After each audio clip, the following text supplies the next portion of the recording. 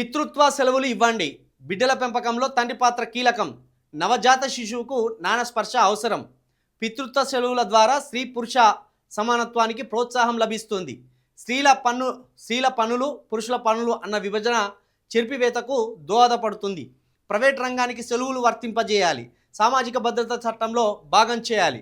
3 నెలల కన్నా ఎక్కువ వయసున్న పిల్లలను దత్తత తీసుకున్న తల్లులు కూడా మాతృత్వ సెలవులు ఇవ్వవలసిందే. కేంద్రానికి సుప్రీంకోర్టు ఆదేశాలు. ఇన్ని రోజులు మాతృత్వ సెలవులు అని ఉండేది. ఇది గర్భం దాల్చిన నాటి నుండి ఈ డెలివరీ టైం నుండి ఆ డెలివరీ టైం తర్వాత 3 నెలలు లేదా 6 నెలలు మాతృత్వ సెలవులు అనేటివి స్త్రీలకు వర్తిస్తాయి.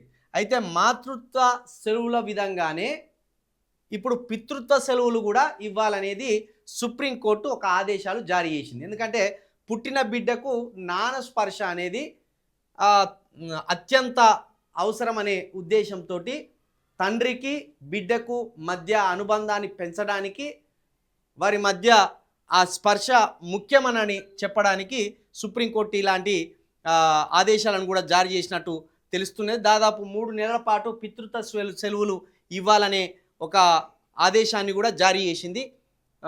అదేవిధంగా ప్రైవేట్ రంగాలు కూడా ఈ పితృత్వ సెలవులను ఆమోదించాలనేది కూడా ఈ సుప్రీంకోర్టు చెప్తున్నది.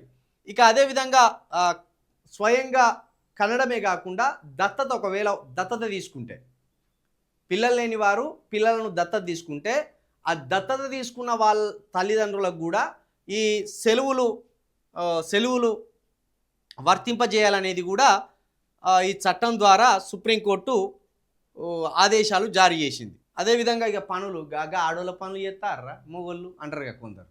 బోలు తోమడము, ఇల్లు ఉడవడము, లేదా బట్టలు ఆరేయడము, ఇలాంటివన్నీ ఆడోళ్ళే చేయాలి అనేది అనాదిగా మాట ఉండేది. కానీ ఇప్పుడు ఆడోళ్ళ పనులు మొగోళ్ళ పనులు అంటూ ఏమి లేదు. ఇద్దరు సమానం, పని విభజన ఇద్దరికి సమానంగా పంచుకోవాల్సిందే. ఈ ఆదేశాల ద్వారా పురుషుల పనులు స్త్రీల పనులు అనే విభజన కూడా చెరిగిపోతుంది. పనుల విషయంలో ఇది ఆడోళ్ళ పనులు అవి మొగోళ్ళ పనులు అనే ఉద్దేశం కూడా మనం చెరిపివేసినట్టు అవుతుంది అనే ఒక మాటను కూడా ఇక్కడ సుప్రీంకోర్టు ఆదేశాలలో ఉన్నది. ఇది మంచి ఆలోచన.